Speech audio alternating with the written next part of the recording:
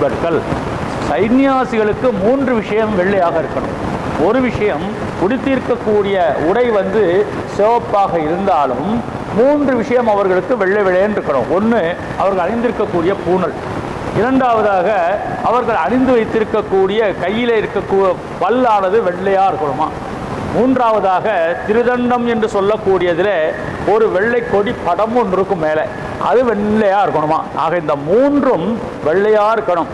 அவர்கள் உடுத்திருக்கக்கூடிய துணிதான் சிவப்பாக இருக்கிறது. ஆக செங்கல் பொடிக்கூரை வெண்பல் தவத்தவர். அப்போ 2 விஷயத்தை ஏன், பூணலையும் அவர்கள் வைத்திருக்கக்கூடிய கொடிப்படத்தையும் ஏன் விட்டு விட்டார்கள்னால், சன்னியாசிகளுக்கு இருக்கக்கூடிய ரகசியமான ஒரு விஷயம். திருதண்டம் என்று அவர்கள் வைத்திருக்கலை பார்த்துத்தான் அவளுக்கு பழக்கம். ஆக வைஷ்ணவ சன்னியாசிகள் காலையிலேயே எழுந்திருந்து உஷல் காலத்திலே பகவானுக்கு கைங்கரியத்துக்கு, விஸ்வரூப தரிசனத்துக்கு, பெருமாளை பார்ப்பதற்காக, சேவிப்பதற்காக புறப்பட்டு சென்று கொண்டிருக்கிறார்கள். இது விடிகாலை இல்லையா?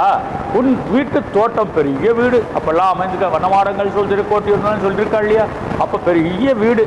ஒரு வீட்டில் இருக்கக்கூடிய, முன்னால் இருக்கக்கூடிய, பின்னால கடைவாய் என்று சொல்லக்கூடிய பிற்பாடு இருக்கக்கூடிய, முன்னெல்லாம் வீடுனா முன்னால் ஒரு ரிசப்ஷன் ஹால் இருக்கும், ஒரு வராண்டா, வந்தவாளை தேவையான அளவுக்கு ஏதோ ஒருத்தர் தான் முன்னே உட்காந்து வச்சுக்கிறது. கொஞ்சம் பழக்கவானா அதுக்கு முன்னால் உள்ளதும், ரொம்ப நமக்கு வேண்டப்பட்டவானா சென்டர் ஹாலுக்கு அழைச்சிட்டு போவோம். ரொம்ப சொந்தக்காராக தான் கிச்சன் வரைக்கும் போக முடியும். அதற்கு பிற்பாடு புழக்கடை அப்படின்னு ஒன்று இருக்கும். அந்த புழக்கடையில் அந்த காலத்தில் ஸ்விம்மிங் பூல்லாம் வச்சுருந்துருக்கான். ஆண்டாளாச்சியோடைய காலத்தில் ஸ்ரீவில்லிபுத்தூரில் ஸ்விம்மிங் பூல்லாம் வச்சுருந்துருக்கா. நல்ல வாவை அல்லது குளம் அப்படின்னு சொல்லி அங்கே விடுகிறதுக்கு அடையாளத்தை சொல்லுகிறார் நாச்சியார். உங்கள் புழக்கடை தோட்டத்து வாவியுள் செங்கழுநீர் வாய் நெகிழ்றது. காலம் பார்த்தாலும் செங்கல் நீர் புஷ்பம் வாய் நெகிழும். ராத்திரி பூக்கக்கூடியது ஆம்பல் மலர். ஆம்பல் மலர் காலையில் எழுந்திரிச்ச உடனே பூஞ்சிக்குமா. அது என்னமோ செங்கல் பொடிக்கூரை வெண்பல் தவர்த்தவர் தங்கள் திருக்கோயில் சந்திருவான் போதந்தார் எங்களை முன்னம் எழுப்புவான் வாய் பேசும் நங்காய் அப்படின்னா. அப்புறம் ஏன் என்ன எழுப்புறேன்னு சொல்லிட்டு ஓம்பாட்டுக்கு தூங்கின்னு இருக்கி அப்படின்னா, இங்கே தூக்கம்ங்கிறது ஒரு வியாஜ்யம்னா ஒரு ஃபார்மாலிட்டி.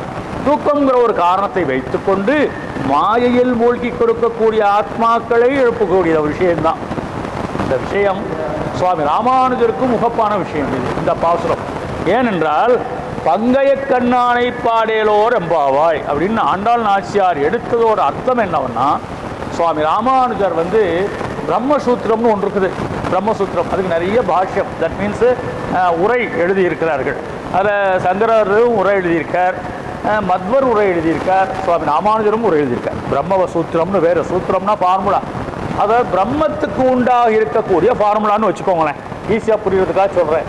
பிரம்மம் எப்படித்தான் இருக்கிறது, அவனுடைய உருவம் எப்படி இருக்கிறது, திருக்கண்கள் எப்படி இருக்கிறது, முகம் எப்படி இருக்கிறது, உடம்பு எப்படி இருக்கிறது, திருமேனி எப்படி இருக்கிறது, திருவடி எப்படி இருக்குது, அதை பற்றி முழுசாக சொல்கிறேன்.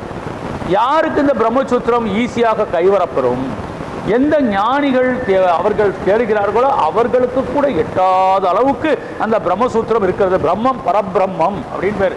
இந்த பிரம்மான்னு எடுக்கப்படாதீங்க, இது பிரம்மம் அப்படின்னா பரபிரம்மம். அவள் பரபிரம்மம் எப்படி இருக்கிறாங்கிறத யார் சொல்ல முடியும்? அதை பார்த்த ஒரு விஷயத்தை சொல்லணும்னா இதை பார்த்தவர்களுக்காக சொல்ல முடியும், பார்க்காம சொல்ல முடியுமா? இப்போ சுவாமி ராமானுஜர் பார்த்துருக்கிறார், சுவாமி மத்வர் பார்த்துருக்கிறார், சுவாமி ஆதிசங்கர பகவத்பாதர் பார்த்திருக்கிறார். இவர்கள் பார்வைக்கு எப்படி எட்டித்தோ அதை போல பிரம்மசூத்திரத்துக்கு உரை எழுதி வைத்திருக்கிறார்கள் பெரியவர்கள். அப்போ அப்படி பண்ணியிருக்கிறதுல சுவாமி ராமானுஜர் என்ன பண்ணுறார், அங்கே திருப்புட்குழி அப்படின்னு ஒரு ஊர் இருக்குது, திவ்ய தேசம், எங்கே காஞ்சிபுரம் பக்கத்தில். விஜயராகவ பெருமாள் ஜடாயுவுக்கு மோட்சம் கொடுத்த இடம் திருப்புட்குழி. அது திருப்புட்குழி அப்படின்னு. அந்த திருப்புட்குழியில் போன சேவிக்கணும். காஞ்சிபுரம் போய் ஸ்ரீபெரும்பூர் பக்கத்தில் இந்த திருப்புட்குழி திவ்ய தேசம் இருக்குது.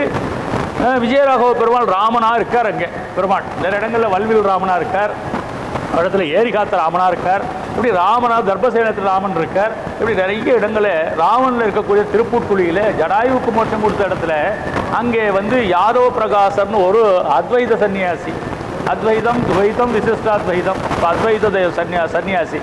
அந்த அத்வைதம் என்ன சொல்கிறது, அகம் பிரம்மாஸ்மி, நான் தான் பிரம்மம், இப்போ நீங்களும் பிரம்மம் நானும் பிரம்மம், அப்படி தான் அவர் கணக்கு.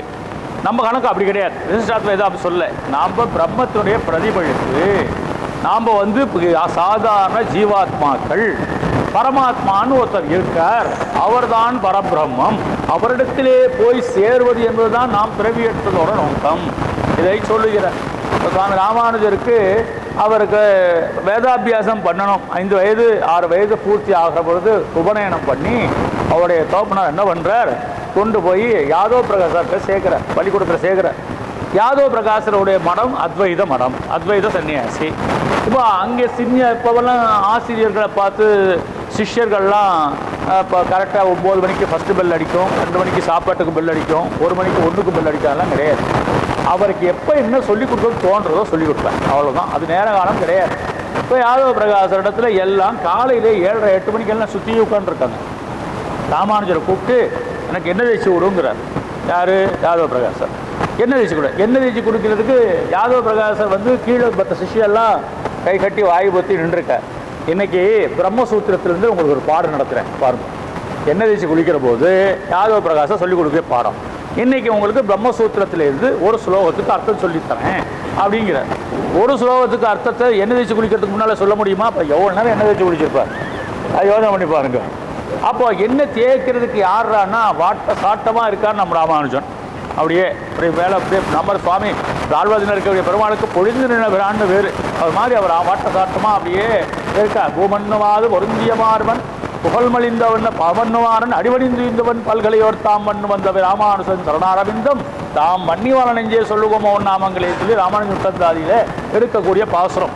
உன்னை வினயகல மூங்கிற்குரிய மதன் பொன்னங்கலர்கமல போதிரண்டும் என் சென்னிக்கனியாக சேர்த்திலேன் தென்புலத்தார் சொன்ன கடவுடன் யான்னு ராமானுஜன் உத்தந்தாதி. அவர் ராமானுஜரை பார்த்தார். நீ தான் உள்ளத்திலேயே பத்தலும் துத்தலுமா என்ன மாதிரி நல்லா தடியாக அஜானுபாவாக இருக்கேன். நீ வந்து நல்லா தைலத்தை போட்டு மர்தனம் பண்ணும். மர்தனம்னா தட்டுறது, ஆமாம், நல்லா மர்தனம் பண்ணுறதுன்னு வேறு. அந்த அவரை பின்னால் முன்னால் போய் நின்று தைலத்தை தேய்க்க ஆரம்பிச்சார். அறிவு இருக்கா? பின்னால் போகணும். முன்னால் என்ன எல்லா சிஷ்யாலையும் மறைச்சி வச்சுக்கிட்டான், பாடம் எடுக்கிறேன்ற பின்னால் ஓடினார். சரி சுவாமி அடியேன்னு பின்னால் போய் நின்றுட்டார். அப்போல்லாம் வாத்தியார்களுக்கு அநியாயம் பயப்படுவாங்க பசங்கன்னா சிஷ்யர்கள்லாம் என்ன சொல்லுவாரோ, குரு ஏதாவது சொல்லித்தரணும், என்ன பண்ணுறது? குருவுக்கு பணிவிடை பண்ணுறதுங்கிறத சொல்லி பொறுக்கி தரணும், வாத்துக்காரி புடவை கொண்டு துவைச்சி கொண்டு போய் தரணும், ஆகாரத்துக்கு பழங்கள் எதுனா கொண்டு வரணும், எங்கேயாவது பிக்ஷை எடுக்கணும், பிக்ஷை எடுத்து கொடுக்கணும், இதான் சிஷ்யாளுக்கு லட்சணம். அப்போ எப்பாவது ஒரு நேரம் ஒரு பாடம் சொல்லி கொடுப்பார். இப்போ அப்படி பின்னால் போய் தலைக்கு மர்தனம் பண்ணி எண்ணெய் தடவுறார். சாஸ்திர சம்பிரதாய பிரகாரம் பின்னால் போய் எண்ணெய் தடவக்கூடாது. என்னால் எண்ணெய் தடவுறது ஒரே ஒரு நேரத்தில் தான் பண்ணுவா. முன்ன கூடி தான் நின்று தான் எண்ணெயை தேய்க்கணுங்கிறது சம்பிரதாயம். அப்படி பின்னால் போய் எண்ணெய் தடவுறது தான் சாபிஸ். அவர் குரு சொல்கிறார், அவர் சொன்னதுக்கப்புறம் நமக்கு ஒன்றும் ஆட்சேபனை இல்லைன்னு பிற்பக்கமாக போய் நின்று எண்ணெய் தடவின்னு இருக்க. தடவுற போது புண்ணிய அப்நேச கபியாசம் புண்டரீக ஏவமக்ஷினி, கபியாசம் புண்டரீக ஏவமக்ஷினி அப்படின்னு பகவானுடைய திருக்கண்கள் எப்படி இருக்கும்னு இது ஒரு சின்ன ஒரு ஸ்லோகத்துக்கு, இது ஸ்லோகத்தில் பாதி தான். இது இந்த பாதிக்கு அர்த்தம் சொல்கிறேன்னு ஆரம்பிக்கிறார் யாதவ பிரகாசர். என்ன சொல்கிறார்? புண்டரீக கபியாசம் புண்டரீக ஏவமக்ஷினி அப்படின்னா, கபி அப்படின்னா சூரியன் அர்த்தம். கபின்னா சூரியன், அபியாசம்னா சூரியனாலே உரியப்பட்டிருக்கக்கூடிய தண்ணீர் எடுத்து மழையாக பொண்டுகின்ற போது தாமரை எப்படி தானாக மலர்கிறதோ அதை போல பகவானுடைய திருக்கண்கள் இருக்கிறது. இதுதான் பிரம்மசூத்திரத்துக்கு உண்டான பாஷ்யம் சுவாமி ராமானுஜர் பண்ணினது. ஆனால் யாதவ பிரகாசர் என்ன சொல்கிறாரு? கபியாசம், கபி அப்படின்னா குரங்கு, கபின்னா குரங்கு, கபிக்கு குரங்குன்னு ஒரு பேர் இருக்குது. கபியாசன கபிக்கு குரங்குடைய ஆசனத்தை போன்று பகவானுடைய கண்கள் சிவந்திருக்கிறது. எவ்வளோ அல்பத்தனமான ஒரு அர்த்தத்தை சுவாமி யாதவ பிரகாசர் சொல்லித்தரார்.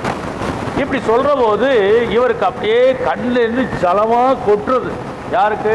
ராமானுஜருக்கு. அவர் இப்படி எட்டி பார்த்து சுவாமி திருமுகத்தை போய் பார்த்துட்டு இருக்க. யாதவ பிரகாசர் குரு சொல்லிக் கொடுக்குறாரு இல்லையா? அப்போ சொல்லிக் கொடுக்குற போது பின்னால் இருந்தோம்னா ஆடியோ விஷுவல் எஜுகேஷன் இல்லாமல் டிஸ்டன்ஸ் எஜுகேஷன் மாதிரி பின்னால் நின்று கேட்டுட்டு இருக்கிறதா அப்படி முகத்தையே பார்க்குறார் யாதவ பிரகாசரை. எட்டி பார்க்குற போது கபியாசம் புண்டரீக ஏவ அக்ஷினி அப்படின்னு சொன்னதுக்கு குரங்கனுடைய ஆசனமாயை போல நமக்கு சிவப்பாக இருக்கிறது. குரங்கனுடைய ஆசனமாய் எப்படி நமக்கு தெரியும்? அது வால் எப்பவும் தூக்கின்னு தான் தெரியும். நல்ல ஞானத்தை இருக்கக்கூடியவர்கள் வாளை ஆசன பகுதியை மறைத்து கொண்டிருக்கக்கூடிய பசுவை ஒப்பார்கள். ஞானத்தினாலே அகம்பாவம் இருக்கக்கூடியவர்கள் வாளை தூக்கி ஆசனத்தை காட்டி கொண்டிருக்கக்கூடிய குரங்கை ஒப்பார்கள். நமக்கு விலங்குகளே நமக்கு பாடம் சொல்லி கொடுக்குறது பாருங்க. அப்படியே வாழை தூக்கிட்டு இருந்தால் அவருடைய ஆசனவாய் நமக்கு நல்லா தெரியும் இல்லையா? ஆசனத்தை காமிச்சுன்னு தெரியலாமா? பசுவை பாருங்க, ஆசனவாயை மறைத்திருக்கக்கூடிய வாள். அப்படி இருக்கக்கூடியது ஆசனவாயை போன்று பகவானுடைய கண்கள் செவந்திருக்குன்னு. அவருக்கு அப்படியே ராமானுஜருடைய கண்ணிலே இருந்து தண்ணி கொட்டிச்சு. அவருடைய யாதவ பிரகாசனுடைய தொடையில விழுந்தது, சுட்டுடுத்த தண்ணி சுடுது. கண்ணிலேருந்து வந்த கண்ணு தண்ணி சூடாத்தானே இருக்கும், குளிர்ச்சியாக வராது. நல்ல ஆனந்தமாக சிரிச்சோம்னா கண்ணில் இருக்கக்கூடிய தண்ணீர் வந்து குளிர்ச்சியாக இருக்கும். துக்கத்தினாலேயோ கோபத்தினாலேயோ படபடப்பினாலேயோ கண்ணில் தள்ள வந்ததுன்னா சூடாக இருக்கும். இப்போ ராமானுஜருக்கு துக்கம் வர்றது, கோபம் படபடப்பு வரல. ஏன்னா குருவிடத்தில் கோபமோ படபடப்போ படக்கூடாது, அது சாஸ்திரம், அது மீறல் அவர். ஆனால் இப்படி ஒரு அனர்த்தத்தை சேவித்துக் கொண்டிருக்கிறாரே சுவாமி என்று சொல்லி கண்ணிலேருந்து தண்ணீர் கொட்டவும் அவருடைய தொடை சுட்டுடுத்து. ரெண்டு பக்கமும் தொடை சொல்லி யாதவ பிரகாசர் சட்டுன்னு முடிச்சுட்டார். ஏன்டா குளிக்கதான் எண்ணெய் தானே தேய்க்க சொன்னேன், எண்ணெய் தேய்ச்சோம்னா வெந்நீரில் தான் குளிக்கணும், அப்படிதான் சம்பிரதாயம். எண்ணெய் பெறின் வெந்நீர் குளிப்போம் அப்படின்னு சாஸ்திரம் சொல்லியிருக்க, மருத்துவ சாஸ்திரம் சொல்லுது. அதனால தான் தீபாவளிக்கு முத நாளே வெந்நி வைக்க ஆரம்பிச்சிடுவாளாம். இதுக்கு பெரிய அண்டா, பித்தளை அண்டா, நிறைய விறகு வச்சு தண்ணி கொதிச்சுட்டே இருக்கும். உஷத்காலத்தில் நம்ம கங்கா ஸ்நானம் பண்ணக்கூடிய நேரம் ஒரு 4 மணி 3:30 மணி ஏதாவது சொல்லுவாள். அப்போ அந்த கங்கா ஸ்நானம் பண்ணுற போது தேவைக்கு அந்த வெந்நீரை எடுத்துக்கொண்டு தான் குளிக்கணும்ன்றது சாஸ்திரம் சொல்கிறது. அப்போது இவர் என்னன்னா வெந்நியை கொண்டாந்து கொட்ட ஆரம்பிச்சுட்டாரா ராமானுஜன் இதுக்குள்ளே, என்ன வச்சு குளித்து முடிக்கலையே அப்படின்னா, என்ன உன் தண்ணீருக்கு காரணம் என்ன அப்படின்னு கேட்குறார் யாதவ பிரகாசர். இல்லை சுவாமி, சாதாரண ஒரு அல்பமாக இருக்கக்கூடிய ஒரு